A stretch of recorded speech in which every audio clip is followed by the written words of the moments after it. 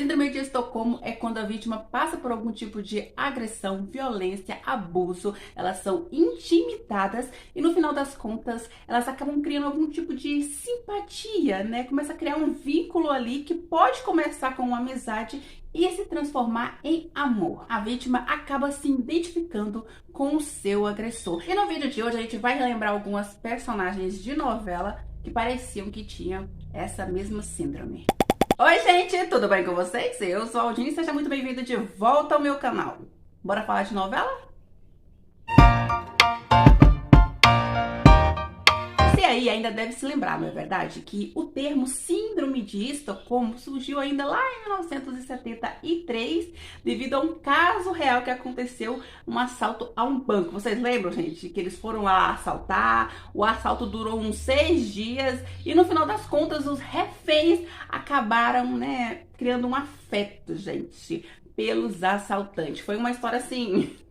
E acabou que esse termo sempre é utilizado quando a gente vê, né, esse tipo de personagem, seja numa novela, no filme, numa série. Quando você vê uma personagem com essas características que eu já citei anteriormente, você já se lembra. Nossa, ela deve estar com síndrome de Estocolmo, porque não tem cabimento. Quero deixar bem claro que a gente vai citar aqui especificadamente aqueles casos onde houve um abuso sexual por parte do parceiro e no final das contas a nossa mocinha, a nossa personagem aqui secundária acabou terminando a novela com aquele que abusou dela, que agrediu ela. Com certeza existem muitos casos parecidos com esse nas novelas. Eu acho que assim um caso talvez mais recente que causou assim um rebuliço na internet foi a novela O Que a Vida Me Roubou, porque vocês lembram, né, que o personagem principal, o Alessandro, ele chegou a do termo, não sei nem se eu posso ficar falando esse termo, porque senão a plataforma, né?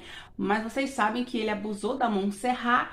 E é claro, a gente sabe que ela não gostava dele no começo, que era apaixonada por outro. Mas, gente, no decorrer da cena, dos capítulos, ela foi se apaixonando por ele, gente. E olha que o personagem do Alessandro não era assim, aquele amor de pessoa. Às vezes ele era muito agressivo com a Montserrat, gente.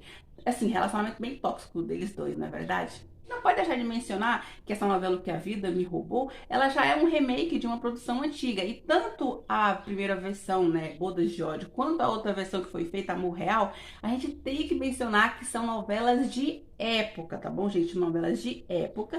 E naquela época, a mulher, ela devia, né, obediência ao marido. Ela era muito submissa. Naquela época não tinha aquilo de, eu não quero, não sei o que lá, e ter que ficar recluso. Não, gente, não existia isso. Se o marido quisesse isso, aquilo com a sua esposa, ela tinha que estar lá para satisfazer ele, né? Não podia ser feito nada. Para aquela época era super normal. Mas aí, né, quando eles resolveram fazer essa adaptação mais recente, né, O Que a Vida Me Roubou, resolveram colocar a mesma cena, gente, numa versão assim tão atual. O que aconteceu? Deu aquele rebuliço na internet, gente. O povo não tolerou que o protagonista da novela fizesse aquilo com a nossa mocinha. Querendo ou não, eles quererem colocar isso numa versão tão atual é meio que assim, é intragável, gente. Ninguém tolera mais esse tipo de coisa. Atualmente a gente sabe que mesmo a mulher sendo casada, se ela não quiser manter relações sexuais com seu marido, ela tá no direito dela. Eu não quero. Então, ele tem que respeitar a decisão dela. Querendo ou não, a nossa personagem Montserrat, ela comeu pão que o diabo amassou na mão do Alessandro, mas acabou se apaixonando por ele. A gente também pode citar aqui nesse vídeo a personagem Cacilda da novela Mar de Amor. É claro que nesse caso aqui ela não era a protagonista da novela, ela era a mãe da protagonista, né, que era a Estrela Marinha. Vocês ainda devem se lembrar, porque não faz muito tempo que essa novela foi reprisada no SBT. A Cacilda, né, na sua época de juventude, ela sofreu um abuso sexual por parte do Guilhermo. Lembrando, né, Cacilda era vivida pela Érica Buenfil e o Guilhermo pelo Juan Ferrara. Aqui no Brasil, né, gente, o Juan Ferrara é conhecido como o pai da Mia, né, gente, até hoje. Mas enfim, existia essa personagem que passou por esse tipo de abuso sexual, ela ficou traumatizada, ela ficou praticamente, ela perdeu o juízo, gente, ela ficou louca, ela ficou doida depois que o Guilhermo abusou dela. Claro, gente, que a gente tem que mencionar que quando ele reapareceu na vida dela, foi aquele susto, né, gente? Ela não queria nem que ele chegasse perto dela, ela estava ainda traumatizada com ele. Mas, para quem assistiu a novela, sabe que no decorrer dos capítulos, ela foi perdendo o medo dele, foi aceitando ele e perdoou ele. E no final da novela, terminou com ele, né, gente? Se casou com ele. Claro que a novela retrata todo o sofrimento, né, da mãe e da filha. Vocês lembram quando a Estrela Marinha descobriu quem era o pai dela, o pai verdadeiro dela, que era aquele homem que abusou da mãe dela, que deixou a mãe dela louca. A mãe dela perdeu o juízo por conta daquele homem. Depois as coisas vão se ajeitando. É claro que ele cita que se arrependeu amargamente daquilo que ele cometeu quando ele era jovem. Não, e o engraçado é que a maioria desses abusos que acontecem às vezes nas novelas, em filmes, né, ou retratado em outros tipos de obras de ficção, o personagem que causa essa agressão na mocinha sempre, sei lá, bebeu muito, tava chapadão, né? Sempre tá com alguma coisa no cérebro dele que parece que ele não sabe o que tá fazendo e acaba cometendo esse tipo de atrocidade.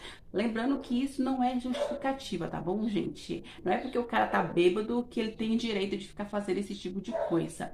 Mas na maioria das novelas é sempre assim, eu tava bêbado, eu tava fora de mim, eu não sabia o que eu tava fazendo e acabou cometendo isso com a nossa personagem, com a nossa mocinha, a protagonista, né? Não importa. Ok, a gente não pode impedir as pessoas de perdoar, né? Fulano de tal, ciclano, a gente não pode impedir, né? Se a pessoa sente dentro do coração dela que aquela outra pessoa se arrependeu de verdade e ela quer perdoar, a pessoa pode perdoar, não tem problema nenhum. Mas por que diabo que a pessoa quer voltar? Me fala, gente, por quê? Por que voltar com aquela pessoa que no seu passado, assim, deixou um passado bem obscuro na vida da pessoa? Ela traumatizou a pessoa. Pra que voltar? Pode perdoar? Pode, gente, mas não precisa voltar, não. Muitas pessoas não gostaram, não, gente. Muitas pessoas ficaram com nojo, né, de saber que ela voltou com um cara que abusou dela na sua juventude, né?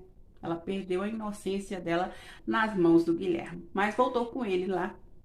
Quem assistiu aqui todas as versões de Cuidado com o Anjo, né, deixar aqui no card pra você, sabe que Cuidado com o Anjo é um remake, né, de uma obra original argentina que foi produzida lá em 1973.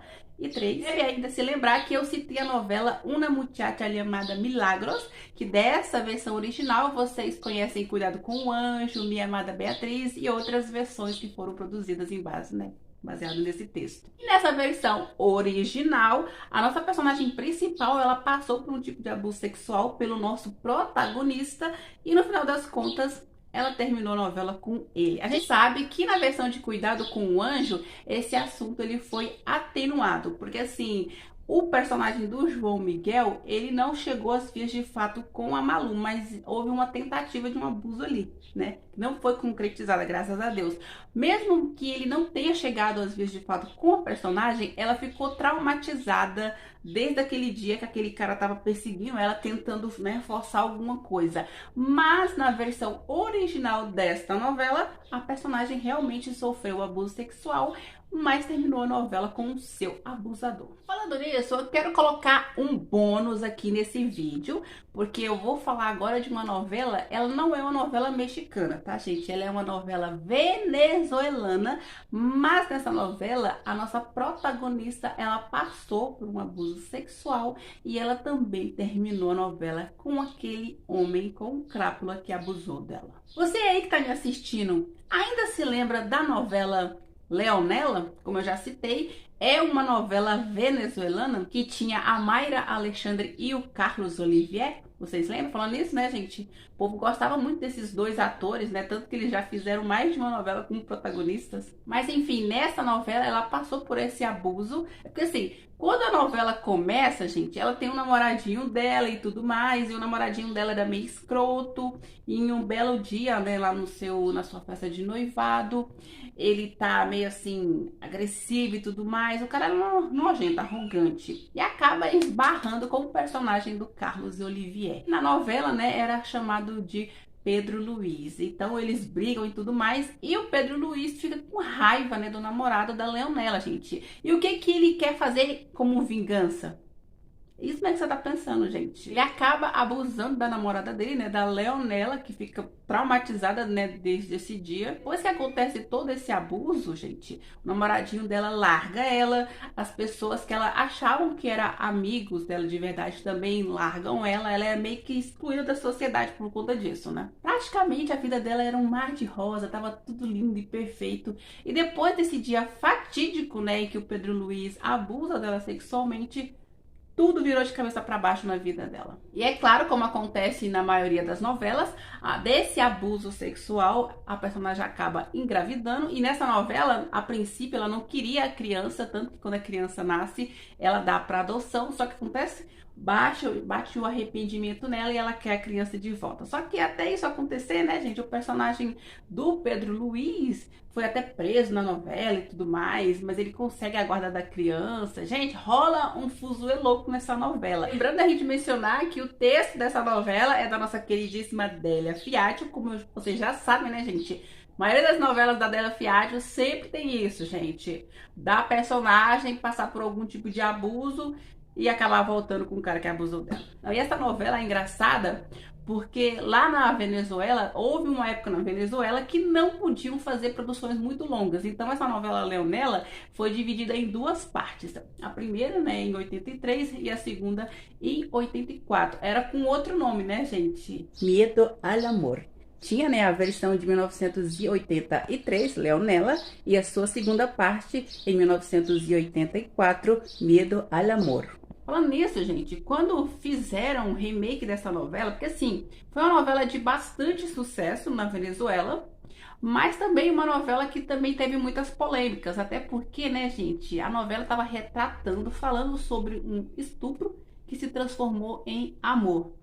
Era uma coisa bem pesada para a época, mas mesmo assim, né, com todas as polêmicas, foi uma novela que fez bastante sucesso. E quando resolveram fazer o remake dela, que era Leonela Muriendo de Amor, que foi um remake feito lá no Peru, em 1997, eles resolveram juntar as duas partes que foi feita na Venezuela, que eu já citei para vocês, né, que antes não podia novelas longas. E essa adaptação, né, juntando essas duas novelas, foi feita pela própria Délia Fiadio na época, né, gente? Então, quem queria assistir a novela completa inteirinha, poderia assistir essa versão peruana. Agora, quem quiser conhecer a versão venezuelana, né, quem queria conhecer a versão venezuelana, tem essas duas partes. Claro que no começo ela detestava ele, gente. Ela tinha nojo, ela não queria nem. Só que, né, gente, com o passar novamente dos capítulos, foi surgindo alguma coisa entre eles dois. Só que assim, gente, quando eles resolveram, assim, assumir que um gostava do outro e se casaram e tudo mais, quando foi na lua de mel, ela não conseguia fazer aquilo com ele, por conta porque ela se lembrava do abuso que ela tinha sofrido, né, no passado, nas mãos dele. Aí, gente, aí foi uma encheção de linguiça na novela, porque aí foram surgindo outras histórias, outros personagens, só que no final das contas, mesmo com todo esse trauma que ela tinha, ela acabou terminando a novela com ele, gente. Até porque ela passou por um tratamento psiquiátrico para tentar, né, esquecer desse dia fatídico, coisa que eu acho bem difícil. Mas ela queria ter uma vida normal com o personagem, gente, porque ela se apaixonou por ele. No final da novela, gente, ela superou o trauma dela e conseguiu, né, ter a noite de amor com o marido dela, né, com o Crápula do marido dela. É aquele tipo de novela que você assiste e você fala, tá tudo errado aí, gente, tá tudo errado. O que que essa mocinha me inventa de se apaixonar por esse Crápula? Por quê? Por quê? Não, a gente tem que deixar também bem claro que não só, né, o abuso sexual, como eu já falei lá no comecinho do vídeo, a vítima passa por diversos tipos de agressão, né, gente? Não é só sexual não, mas também física, verbal, porque, né, querendo ou não, muitos personagens são assim, são muito, né, boy lixo, são muito tóxicos. Então, no nosso vídeo a gente falou dessas personagens que sofreram abuso sexual, mas a gente não pode deixar de mencionar aqui também no vídeo que muitas personagens passam, né, são agredidas assim fisicamente, verbalmente pelos seus parceiros nas novelas, mas elas assim não chegam a ser abusadas nesse sentido, mas elas acabam terminando a novela com eles. Muitas personagens escorraçadas, humilhadas, mas que acabam se apaixonando pelo Crápula. E aí, você se lembrou aí de alguma outra personagem, né? Pode ser mocinha, pode ser uma vilãzinha, pode ser uma personagem secundária em alguma novela que sofreu algum tipo de abuso, né? No caso aqui do vídeo de hoje, abuso sexual, mas acabou terminando a novela com um cara que abusou dela. Você se lembrou de mais algum personagem aí? Então cita aqui no vídeo também. Se você chegou até este momento aqui do vídeo, eu já vou deixando meu muito obrigado e eu vejo vocês em uma outra oportunidade. Até o próximo vídeo.